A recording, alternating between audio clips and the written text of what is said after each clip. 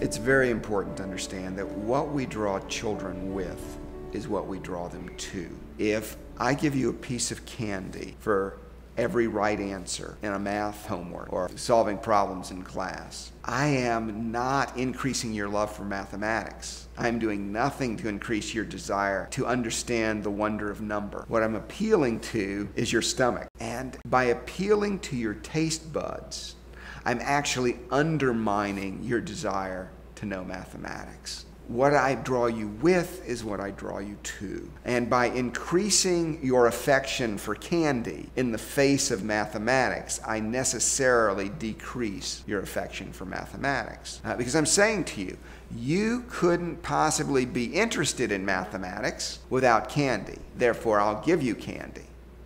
And children believe us. If I promise you my affection, if you do a nice rendering of a flower, I'm not drawing you to the joy of painting. I'm drawing you into my circle. I'm drawing you into my affections. I'm saying you wouldn't possibly find sufficient delight in painting a flower. But since you are interested in my pleasure, in me fawning over you, I'll fawn over you to get you to paint, and then at the end of the day, I have actually decreased your desire to paint and increased your desire for more of my attention. If we're going to take seriously the sacredness of a child's personality, that we cannot treat them as wax to be molded or manipulated, but have to honor them as being created in the image of God, there are certain things that are just off the table.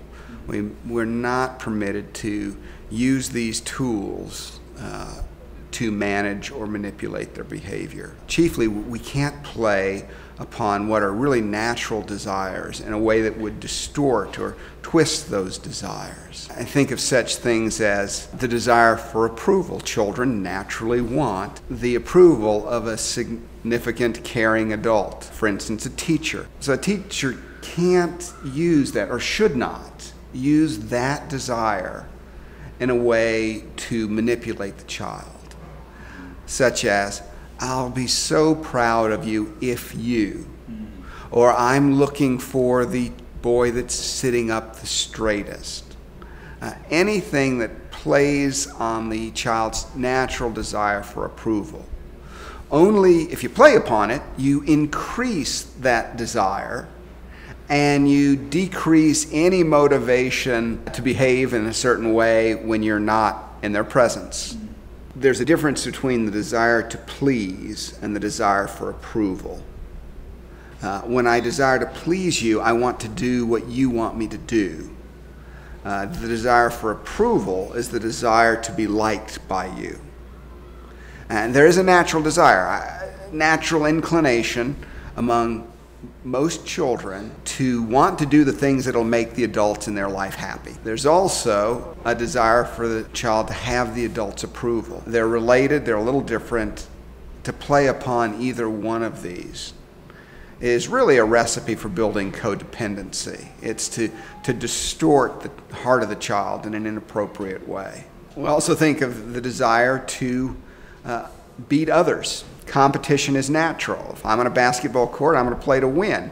That's not a bad thing. We're not against competition. What we're against is the use of competition as a manipulative tool to get children to perform in a certain way in the classroom. I think that actually undermines the intrinsic motivations that are there, chiefly being the desire to know, the desire to work well. Again, what we draw children with is what we draw them to. If we use competition as the primary tool in an attempt to get them to behave or perform in a certain way, we draw them into competition and undermine the natural desires to learn, the natural desires to work well. And one example would be the use of number or letter grades as an attempt to motivate children to perform well. So if I'm seeking to get an A so that I'm on the top of the class, I'm engaged in a very different activity than if I'm seeking to learn about history, learn about literature. What we draw you with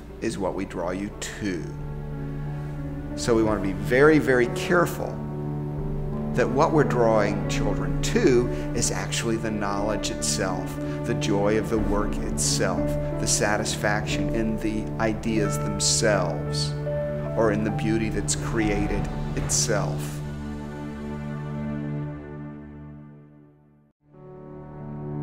For additional information regarding Ambleside Schools International and training opportunities for both professional teachers and homeschool parents, please visit our website at www.amblesidschools.com.